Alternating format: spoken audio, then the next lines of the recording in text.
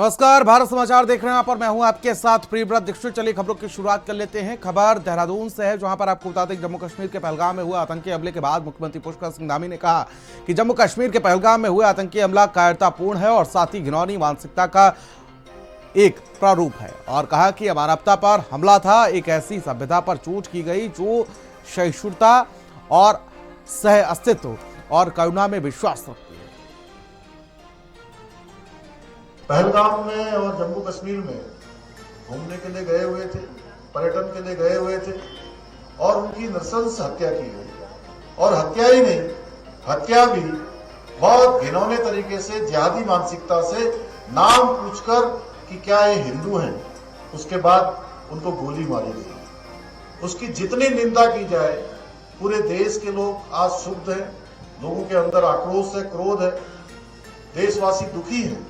मैं सबसे पहले उस घटना में जो हताहत हुए हैं, जिनकी जान गई है, मैं उन सभी को अपनी श्रद्धांजलि अर्पित करता हूं। उन आतंकवादियों को भी ये कहना चाहता हूं कि यह वो भारत नहीं है कि आप कोई भी घटना करिए और आसानी से बचकर निकल जाएंगे।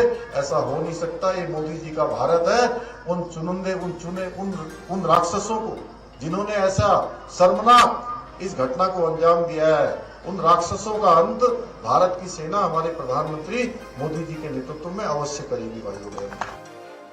और खबर ऋषिकेश से है, जहां पर मुख्यमंत्री पुष्कर सिंह धामी ने गंगा कॉरिडोर परियोजना के पहले चरण के तहत नगर निगम परिसर में मल्टी स्टोरी पार्किंग के निर्माण का शिलान्यास किया और इसके साथ ही राफ्टिंग बेस स्टेशन और कार्यालय भवन निर्माण का भी शिलान्यास किया गया। इस मौके पर भव्य समारोह का आयोजन किया गया। कार्यक्रम में कैबिनेट मंत्री सुबोध उनियाल और साथ ही विधायक प्रेमचंद अग्रवाल, रेणु बिष्ट और MGDA उपाध्यक्ष वंशीधर तिवारी भी मौजूद रहे।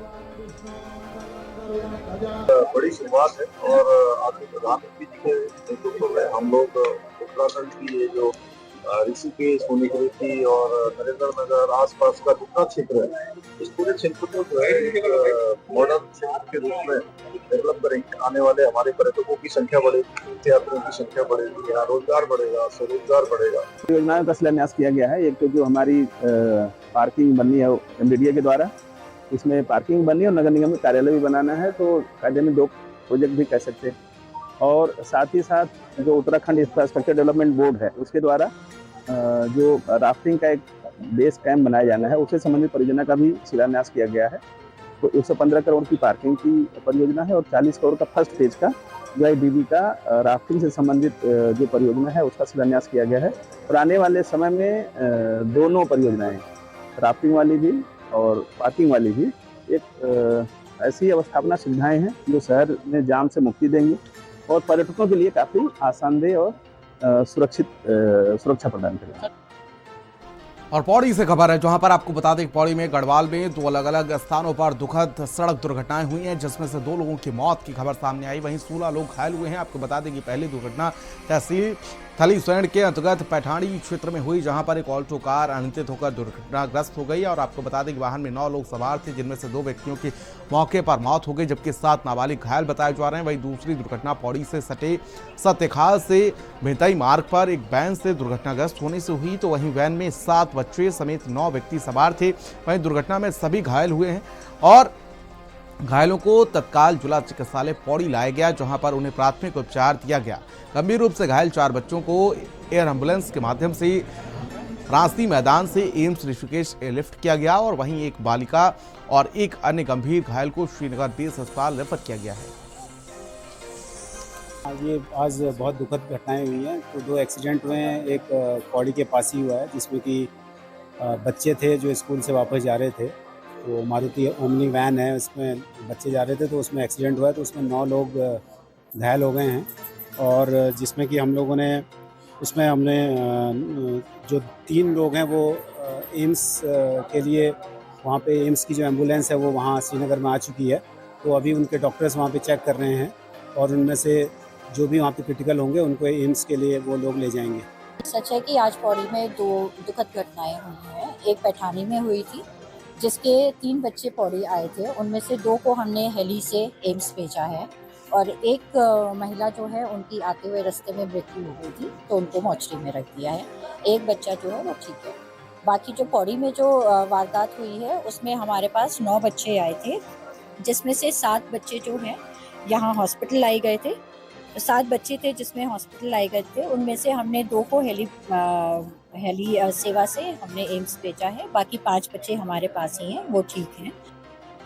और खबर पौड़ी से है, जहां पर जम्मू कश्मीर के पहलगाम में हुए आतंकी हमले के बाद उत्तराखंड में पढ़ रहे कश्मीरी छात्रों की सुरक्षा को लेकर पुलिस प्रशासन सतर्क हो गया है और जहां 109 ऐसे कश्मीरी छात्र छात्राओं को चिन्हित किया गया जो केंद्रीय विश्वविद्यालय श्रीनगर में पढ़ रहे हैं।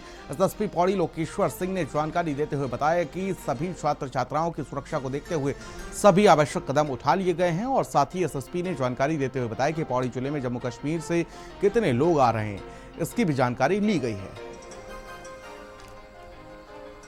और खबर हल्द्वानी से है, जहां पर नैनीताल जिले में ग्रीष्मकालीन पर्यटन सीजन की तैयारियों को लेकर जिला प्रशासन ने कमर कस ली है और नगर निगम सभागार में अपर जिलाधिकारी विवेक राय की अध्यक्षता में अधिकारियों की बैठक आयोजित की गई, जिसमें पर्यटन स्थलों पर व्यवस्थाएं चुस्त दुरुस्त करने के निर्देश दिए गए और अपर जिलाधिकारी ने अधिकारियों को पर्यटकों के साथ शालीन व्यवहार बनाए रखने और साथ ही बेहतर यातायात और पार्किंग व्यवस्था सुनिश्चित करने, साथ ही अतिथि देवो भव की भावना से कार्य करने के निर्देश दिए गए।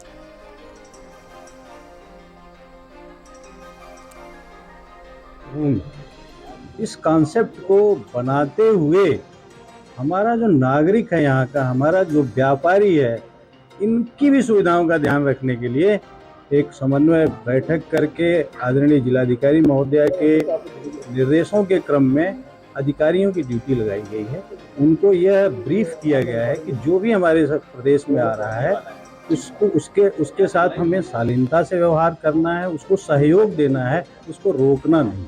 साथ ही ये भी ध्यान रखना है कि हमारा जो नागरिक रोजमर्रा की जीवन जी रहा है उसका जीवन भी सुचारू हो, उसमें भी कोई व्यवधान उत्पन्न न हो। और खबर कोटद्वार से है, जहां पर नैनीताल दुग्ध संघ सहकारी लिमिटेड लालकुआं में स्वतंत्रता संग्राम सेनानी स्वर्गीय हेमती नंदन बहुगुणा की 106वीं पुण्यतिथि के अवसर पर नवयुवक रामलीला मैदान चकलुबा में एक भव्य कार्यक्रम आयोजित किया। कार्यक्रम की अध्यक्षता कालाडूंगी विधायक वंशीधर भगत ने की और दुग्ध पार्जन विपणन गोष्ठी का भी आयोजन किया गया, जिसकी अध्यक्षता मुकेश बोरा ने की। मुकेश बोरा ने दूध उत्पादक महिलाओं के कार्य की सराहना करते हुए उनका आभार व्यक्त किया। आज आप सब जानते हैं कि जो महान स्वतंत्रता संग्राम सेनानी थे और उत्तर प्रदेश में पूर्व मुख्यमंत्री रहे 2 बार और केंद्र में मंत्री रहे, ऐसे महान स्वतंत्रता संग्राम सेनानी स्वर्गीय हेमती नंदन बहुगुणा जी की 106वीं जयंती हमने यहाँ पर मनाई और दुग्ध उत्पादकों को 2024 से निरंतर इस आयोजन को हम कर रहे हैं। दुग्ध संघ की ओर से समस्त आगंतुकों का और अपनी मातृशक्ति का धन्यवाद भी ज्ञापित करता हूँ कि ऐसे जननायक का यहाँ पर जन्म दिवस मनाने के लिए हम सब एकत्र हो जाते।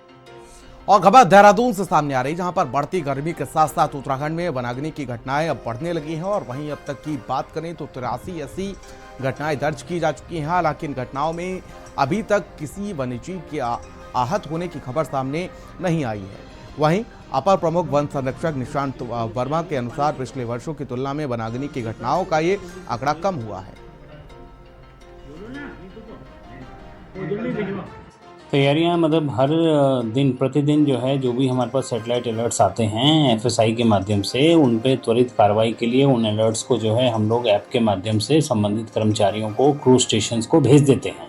ठीक है, और उन क्रूज स्टेशंस में जो हमारे टीम दल जो तैनात है उनके द्वारा जो है त्वरित रूप से फिर उनको अटेंड किया जाता है। कहीं पे यदि कोई वन क्षेत्र में आग पाई जाती है तो उस पर तुरंत काबू पाया जाता है और उसकी रिपोर्ट फिर हमारे जो integrated command and control centre जो स्थापित है उस पर जो है वो भेजी जाती है। और हरिद्वार में आतंकी हमले के खिलाफ फूटा गुस्सा, जिसमें मुस्लिम सेवा संगठन ने पाकिस्तान का पुतला फूंका। पहलगाम आतंकी हमले के विरोध में जुमे की नमाज के बाद ज्वालापुर से कस्सावन तक मुस्लिम सेवा संगठन और मुस्लिम समाज ने रोष मार्च निकाला और पाकिस्तान का पुतला दहन किया। विरोध शांतिपूर्ण तरीके से संपन्न हुआ।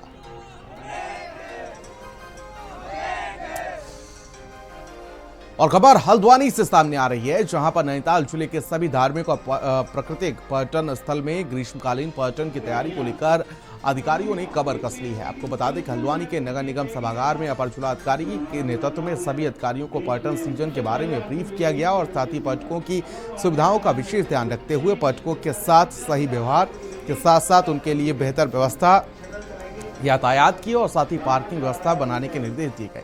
अपर जिलाधिकारी विवेक राय ने बताया कि अतिथि देवो भव के संकल्प के साथ काम करते हुए पर्यटन सीजन में यात्रियों के लिए सही व्यवस्थाएं दुरुस्त करने के निर्देश दिए गए हैं। प्रदेश देवभूमि, इस कॉन्सेप्ट को बनाते हुए हमारा जो नागरिक है यहाँ का, हमारा जो व्यापारी है, इनकी भी सुविधाओं का ध्यान रखने के लिए एक समन्वय बैठक करके आदरणीय जिलाधिकारी महोदय के निर्देशों के क्रम में अधिकारियों की ड्यूटी लगाई गई है।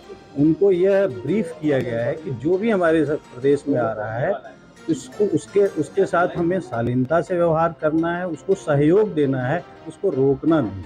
साथ ही ये भी ध्यान रखना है कि हमारा जो नागरिक रोजमर्रा की जीवन जी रहा है उसका जीवन भी सुचारू हो, उसमें भी कोई व्यवधान उत्पन्न न हो। और खबर हल्द्वानी से सामने आ रही, जहां पर बरेली रोड स्थित माहेश्वरी चाट भंडार के गोदाम में चल रही अवैध निर्माण इकाई का भंडाफोड़ हो गया है। आपको बता दें कि शहर के बरेली रोड पर स्थित प्रसिद्ध माहेश्वरी चाट भंडार के गोदाम पर अवैध रूप से संचालित की जा रही टमाटो सॉस और बाकी खाने वाली चीजों में गंदगी और फफूंदी पाए जाने पर नगर आयुक्त ऋचा सिंह का गुस्सा फूट पड़ा और उन्होंने मौके पर पहुंचकर गोदाम की दशा देखी और तत्काल सख्त निर्देश दिए। निरीक्षण के दौरान फैक्ट्री में जिस केमिकल से टोमेटो सॉस तैयार किया जा रहा था उसमें भारी मात्रा में फफूंदी लगी पाई गई। वहीं साफ सफाई के हालात इतने बदतर थी कि फैक्ट्री से उठती दुर्गंध से वहां खड़ा होना भी मुश्किल हो रहा था। एक फैक्ट्री जैसा उन्होंने बना रखा है जिसमें कि वो चिली सॉस, टोमेटो सॉस और चाउमीन जो होती है उसको बनाने का वो कार्य कर रहे हैं। और जब निरीक्षण किया गया तो उन्होंने उसको जो कद्दू का पल्प था जिससे वो बना रहे थे उसमें पूरी तरीके से फंगस उस पर लगा हुआ था और इसके अतिरिक्त ना ही उस पर उनका एक्सपायरी डेट पड़ा था ना उसका कोई मैन्युफैक्चरिंग डेट पड़ा था। ये नहीं पता चल पा रहा था कि कब पैक हो रहा है, कब जा रहा है। तो उसमें जो भी हमारा खाद्य विभाग की जो विधिक कार्रवाई है वो उसमें की गई है। और उनकी जो घरेलू गैस वो भी यूज़ कर रहे थे उसमें उन्होंने प्लास्टिक की बॉटल्स बनाने का भी अंदर कारोबार कर रखे। मतलब आवासीय क्षेत्र में उन्होंने बहुत तरीके से हम कह सकते हैं कि पूरी फैक्ट्री ही चला रखी थी, तो उसको मौके पर सीज भी किया गया है। और खबर देहरादून से सामने आई है, जहां पर पछवादून के सिलाकोई में आज एक बड़ा हादसा टल गया। जहां पर दून पहुंचा राष्ट्रीय राजमार्ग पर एक हरियाणा रोडवेज बस की ब्रेक फेल हो गई, जिसके बाद बस में सवार 40 लोग मुश्किल में पड़ गए। बस के आगे चल रही एक बाइक का पिछला हिस्सा फंस गया, जिसमें से बस में मुश्किल रुक सकी। मौके पर पहुंची सिलाकोई थाना पुलिस ने बस और बाइक को सड़क से किनारे किया और हादसे को नियंत्रित किया।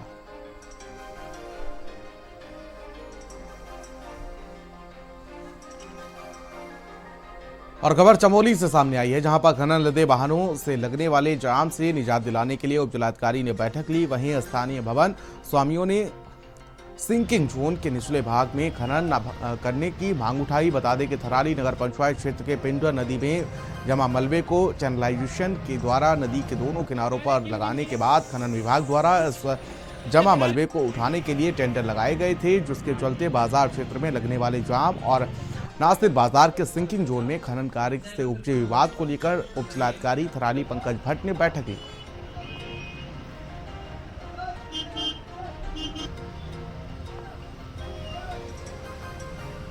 आज हमने एक मीटिंग इसमें बुलाई थी जो पिंडर नदी में जो चैनलाइजेशन कर जो मलबा उठान की जो प्रक्रिया थी उसके लिए उस कारण जो जाम की स्थिति यहाँ पे बनते जा रही है, तो उसके लिए आज हमने मीटिंग बुलाई थी जिसमें थानाध्यक्ष थराली, अधिशासी अधिकारी नगर पंचायत, PWD, सिंचाई फंड थराली, इन सभी को हमारे द्वारा यहाँ बुलाया गया था। तो इस क्रम में आज हमारे द्वारा जो मीटिंग में जो प्रस्ताव पारित किए गए हैं, एक तो ये कि कोई भी वाहन बाजार में पार्किंग नहीं होगी, और दो हमने जो टू व्हीलर था उनके लिए हमने पार्किंग के स्थान चिन्हित किए हैं। एक तो मस्जिद हमारा जो चौराहा था उसके पास वहाँ पर पार्किंग की जाएगी, दूसरा तो सरस्वती शिशु मंदिर है उसके ऊपर एक पार्किंग की जाएगी। और खबर चंपावत से है, जहां पर आपको बता दें कि टनकपुर पुलिस को नशे की रोकथाम मामले में बड़ी सफलता मिली है। जिले की टनकपुर कोतवाली पुलिस ने बिना नंबर की अपाचे बाइक में 16.66 ग्राम अवैध स्मैक परिवहन करते हुए मोहम्मद यूसुफ निवासी हल्द्वानी को गिरफ्तार किया है। आरोपी के बाइक सीज कर उसके खिलाफ NDPS एक्ट के तहत मुकदमा दर्ज कर उसे जेल भेज दिया गया है। आपको बता दें कि इस मामले को लेकर नशामुक्त उत्तराखंड चंपावत पुलिस अधीक्षक अजय गणपति के नेतृत्व में नशा तस्करों के विरुद्ध लगातार कड़ी कार्रवाई की जा रही है।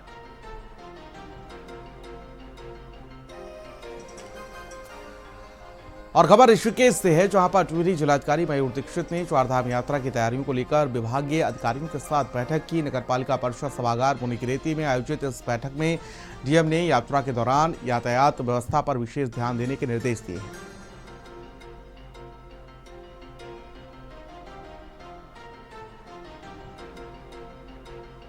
लगातार हमने बैठकें करी है, फील्ड इंस्पेक्शंस भी अधिकारियों ने किए हैं। उसके बाद आज जो फीडबैक आया सभी डिपार्टमेंट्स का, अगर कहीं कमी बची तो उस बारे में डायरेक्शन दिए गए, जिसमें हमारा ट्रैफिक मूवमेंट है वो सुचारू रहे। साथ ही रोड्स की कंडीशन है, पानी, टॉयलेट्स आदि की व्यवस्था है, होल्डिंग पॉइंट्स अगर कहीं बनाने हैं, इस बारे में डिटेल में जानकारी दी गई है। और सभी को डायरेक्शन दिए गए कि जैसे अब चारधाम यात्रा इस वीक एंड में जैसे 29 तारीख से शुरू हो जाएगी, तो तब तक अपनी स्टाफिंग भी पूरी कर लें, ड्यूटीज़ भी सभी लोगों की मौके पर लगा दें। और 28 तारीख से सभी लोग फील्ड में, अधिकारियों को बोला गया कि पहले 8-10 दिन लगातार फील्ड में रहें, ताकि अगर कोई भी छोटी मोटी कमियां भी रहती तो उसका निराकरण किया जाए। और खबर सितारगंज से, जहां पर जम्मू कश्मीर के पहलगाम में हुई घटना से पूरे देश में आक्रोश का माहौल है, तो वहीं दूसरी तरफ आतंकवादी हमले के विरोध में सैकड़ों मुस्लिमों ने पाकिस्तान का पुतला फूंका। वहीं शहर की जामा मस्जिद से सैकड़ों मुस्लिम युवाओं ने मुख्य बाजार में अपने हाथों में काली पट्टी बांधकर पाकिस्तान के पुतले के साथ जुलूस निकाला और जमकर आतंकवाद और पाकिस्तान के खिलाफ नारेबाजी की। तो वहीं प्रदर्शनकारी जामा मस्जिद से जुलूस की शक्ल में मुख्य चौराहे पहुंचे और वहीं प्रदर्शनकारियों ने कहा कि पहलगाम में जो घटना हुई है उसकी जितनी निंदा की जाए कम है। उन्होंने कहा कि इस घड़ी में मुस्लिमों का एक बच्चा भारत सरकार के साथ खड़ा है। आतंकवादियों और पाकिस्तान के खिलाफ सख्त कार्रवाई करने की मांग की गई। पहलगाम के अंदर आतंकवादियों के द्वारा जो बेकसूर लोगों की हत्या की गई, उनका खून बहाया गया। उनका खून नहीं इंसानियत का कत्ल हुआ है, उनका खून नहीं भारत के प्रत्येक नागरिक के अरमानों का, आरजुओं का गला घोटने का काम किया है। हम पूरी उम्मीद के साथ, हम पूरा मुस्लिम समाज बल्कि भारत का प्रत्येक नागरिक बड़ी उम्मीद के साथ ये देख रहा है कि उन दुश्मनों को, उन आतंकवादियों को उनकी ईंट का जवाब पत्थर से ज़रूर दिया जाएगा, उनके साथ में ज़रूर उनके जैसा सुलूक किया जाएगा। आज हम भारत सरकार से ये मांग करते हैं कि दुश्मनों के साथ में कठोर से कठोर कार्रवाई करने का काम हम भारत सरकार के साथ कांधे से कांधा मिला करके खड़े हुए। पाकिस्तानियों ने जो घिनौनी हरकत करी है, जो पीठ पीछे से बाहर करा गया, कायराना हरकत करी गई है, उसके विरोध में सितारगंज में और पूरी दुनिया में और पूरे हिंदुस्तान में इसका विरोध करा जा रहा है। हमारे उलमा है, हमारे यहाँ के लोग यहाँ मैन चौराहे पर उन्होंने पुतला फूका है, श्रद्धांजलि उन शहीदों को उनको समर्पित करी है। और हम केंद्र सरकार से यही मांग करेंगे जो उन्होंने हरकत करी है, जो हमारे देश के नौजवानों साथ और सैनिक भी उसमें शहीद हुए हैं, कि उनको ऊपर सख्त से सख्त कानूनी कार्रवाई करी जाए और ऐसे उनके बाद ऊपर कार्रवाई करी जाए, ताकि वो भविष्य में कभी भी हिंदुस्तान की तरफ आंख उठाने से पहले 100 बार सोचें। और खबर देहरादून से सामने आई है, जहां पर विकासनगर में एसपी रेणु लोहानी ने लोगों को कानून का पाठ पढ़ाया, साथ ही साथ लोगों को पर्यटन का महत्व भी बताया। और साथ ही एसपी ने बताया कि चारधाम यात्रा में अगर विकासनगर बाजार की व्यवस्थाओं ने खलल डाला तो सख्त कार्रवाई होगी। और इस दौरान उन्होंने क्षेत्र में लगातार हो रहे सड़क हादसों और बेलगाम बसों पर भी चर्चा की। जो बाजार जो पूरा एनएच में पड़ता है और जो चारधाम यात्रा का मार्ग भी है, वहाँ पर जो वाहन अव्यवस्थित और अनियंत्रित खड़े रहते हैं उनको लेकर आज इनको बताया गया है। कुछ वाहनों का नो एंट्री जोन फिक्स किया गया है। इसके अतिरिक्त जो ये है आपके प्रतिबंधित वाहन, जैसे ई रिक्शा प्रतिबंधित है कुछ क्षेत्रों में, उनको आज बताया, चेतावनी दे दी गई है कि रिक्शा उन स्थलों पर नहीं चलाए जाएंगे, उन मार्गों पर। इसके अलावा जो वाहन हमने लोडिंग अनलोडिंग का टाइम आज फिक्स किया है, जो आज से पहले विकासनगर में फिक्स नहीं था, तो आज हमने लोडिंग अनलोडिंग का टाइम भी बड़े वाहनों का फिक्स कर दिया है कि फिलहाल यात्रा सीजन के तक का जो इनका सुबह 8 से लेकर शाम के 5 बजे तक ये प्रतिबंधित रहेंगे बाजार क्षेत्र। और खबर रुड़की से है, जहां पर पहलगाम में हुए आतंकी हमले के विरोध में एआईएमआईएम पार्टी के कार्यकर्ताओं ने गहरा रोष व्यक्त किया है। कार्यकर्ताओं ने नारेबाजी करते हुए आतंकवाद का पुतला दहन किया और पाकिस्तान मुर्दाबाद के नारे लगाए। और इस दौरान पार्टी कार्यकर्ताओं ने कड़ा संदेश देते हुए आतंकवाद के खिलाफ अपनी आवाज उठाई। पहलगाम के अंदर हमारे 28 लोगों को शहीद कर दिया गया है। उनकी उस शहादत के लिए, आतंकवाद मुर्दाबाद कहने के लिए, पाकिस्तान मुर्दाबाद कहने के लिए ये पुतला दहन किया गया है। और सर्व समाज के लोगों ने इकट्ठे होकर इस पुतले का दहन किया है। और आप लोगों के माध्यम से हम केंद्र सरकार से कहना चाहते हैं कि 28 लोग जो हमारे वहाँ पर शहीद हुए हैं, उनके खून की बलि, उनकी खून की कुर्बानी रायगा नहीं जानी चाहिए। कि हमारे मुल्क के अंदर चंद नफरती चिंटू वो नाम पूछकर, गोली मारने वालों का नाम लेकर यहाँ पर नफरत फैला रहे हैं। इस मुल्क में मोहब्बत है, इस मुल्क की मिट्टी में मोहब्बत है और पाकिस्तान की इस गंदी हरकत का जवाब हम लोग इकट्ठे होकर देंगे। हिंदू, मुसलमान, सिख, ईसाई सब मिलकर अपने मुल्क की तरफ से इसका जवाब देंगे।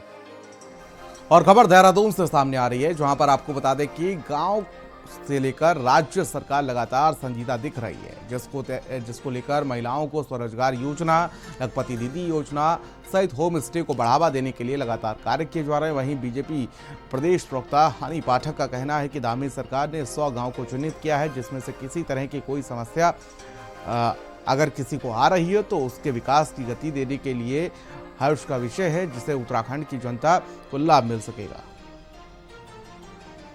जिस प्रकार हमारी सरकार गांव को लेकर लगातार संजीदा दिखाई पड़ रही है, जिसके तहत वो स्वरोजगार से भी महिलाओं को जोड़ने का काम कर रहे हैं, लखपति दीदी योजना के तहत गांव को जोड़ने का काम किया जा रहा है और जिस प्रकार से होम स्टे को बढ़ावा देने का काम किया जा रहा है, उत्तराखंड की सभी परंपराओं को दर्शाने के लिए, एक लोक संस्कृति दिखाने के लिए भी उस पर कार्य किया जा रहा है। वह यह दर्शाता है कि गाँव को लेकर हमारी सरकार लगातार गंभीर है। उसी क्रम में मुख्य सचिव आनंद वर्धन जी ने 100 गांवों को चिन्हित किया है।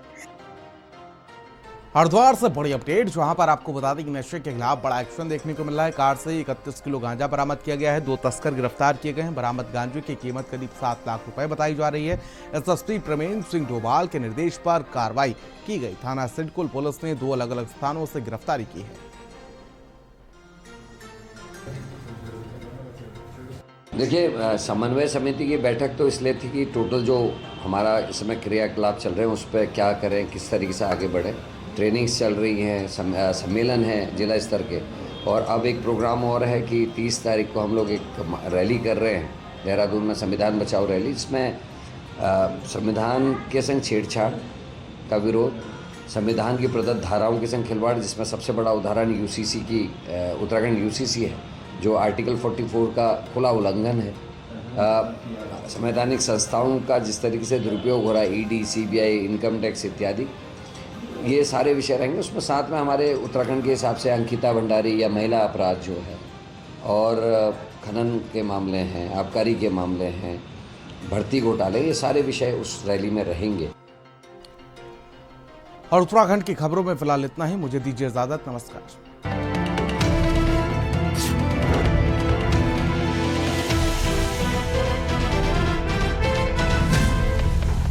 फोक भारत के ऑडिशंस चल रहे हैं आपके अपने शहर में, जाइए और रजिस्टर करिए।